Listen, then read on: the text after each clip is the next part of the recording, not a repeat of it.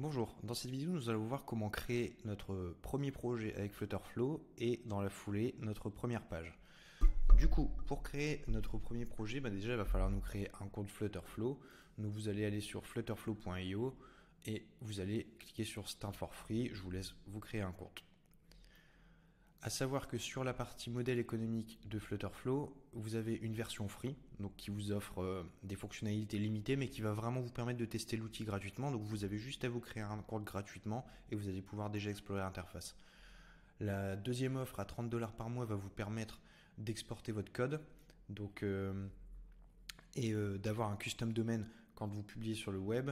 Donc déjà, ça sera vraiment, si vous voulez publier sur les stores, ça sera au moins nécessaire d'avoir la version à 30$ et la version pro qui permet, elle, de connecter votre projet à GitHub, qui est un outil de versionning à destination des développeurs. Donc ça vous permet d'héberger le code votre code Flutter sur GitHub et d'utiliser la fonctionnalité notamment One Click Deployment qui permet, elle, en fait, via votre interface Flutterflow, vous allez brancher votre compte Apple et votre compte Android et vous allez pouvoir tout simplement, comme son nom l'indique, publier votre application en un clic sur les stores.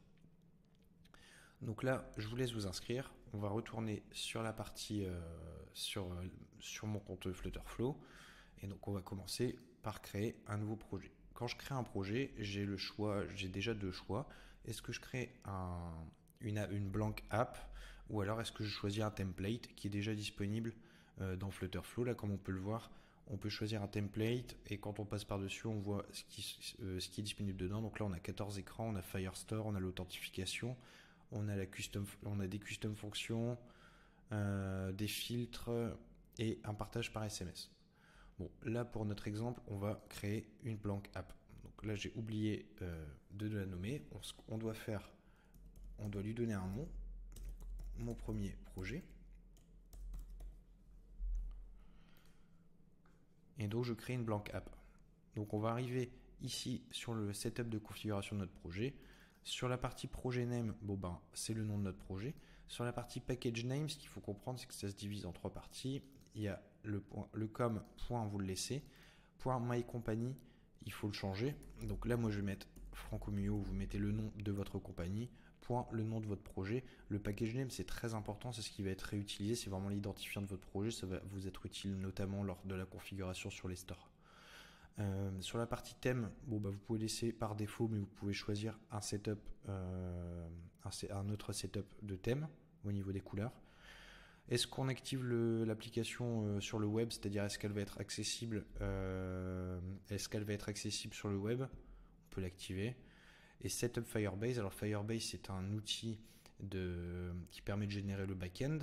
Alors ce qu'il faut comprendre, c'est que lorsqu'on crée une application, on a le back-end et le front-end. Le back-end, pour vraiment simplifier à l'extrême, c'est vraiment le moteur de votre application. C'est ce qui va inclure, là notamment avec Firebase, la partie gestion de l'authentification de vos utilisateurs, la partie base de données, l'hébergement de vos médias avec le storage. Pour la partie notification push, ça va être géré avec les clous de fonctions qui vont être gérés sur votre back-end. Et de l'autre côté, vous avez le front-end qui va vraiment être l'interface visuelle de votre application. Ce qu'il faut bien comprendre, c'est que Flutterflow, c'est un outil qui vous permet de générer toute l'interface front de votre application en gérant aussi de la donnée à l'échelle locale ou en faisant des API calls. Mais pour la partie back-end, vous devrez utiliser un outil externe. Alors, Firebase historiquement est intégré nativement avec Flutterflow. C'est le back-end qui est le plus simple à configurer avec Flutterflow. Si vous débutez avec l'outil, je vous conseille vivement d'utiliser Firebase, mais vous pouvez tout à fait utiliser d'autres back-ends comme Supabase, comme Xano ou même des back-ends custom que vous allez configurer totalement en API call. Donc là, pour notre exemple, je désactive le setup Firebase, start building. On s'est inscrit gratuitement sur Flutterflow et là, en moins d'une minute, on a créé notre première application. Maintenant, on va voir comment créer notre première page. Donc maintenant qu'on a créé notre application, pour créer notre première page, on va cliquer ici sur Widget 3 qui est l'arborescence de notre page et de notre application. et on va cliquer sur Add Page, Component or Flow. Et donc j'arrive sur cette interface et je peux encore une fois, comme la même logique que pour l'application, choisir soit un template de page ou créer une blank page.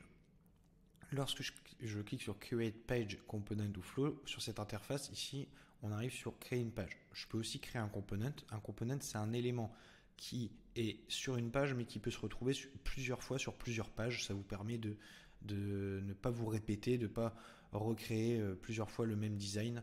Donc là, dans ces cas-là, vous pouvez créer un component. Et les flows, en fait, les flows, ça va correspondre à un scénario utilisateur. Par exemple, là vous avez un flow pour un chat, un flow pour un panier, un historique d'achat, un flow pour la partie account creation, c'est-à-dire le login, le sign up, le mot de passe oublié. Donc là on va rester sur une page et pour créer, du coup je vais juste créer une page, une blank page, et pareil je mets le nom de ma page, première page, et voilà, du coup j'ai ma page qui est créée. Elle se met dans l'arborescence de mon application. Ici on voit que j'ai un dossier page et ma page, je peux la cliquer dans mon dossier page. Je peux aussi créer un dossier, mon premier dossier. Et dans ce dossier, je pourrais gérer l'arborescence de mon application. Je peux par exemple créer un dossier component. C'est ce qui se fait souvent.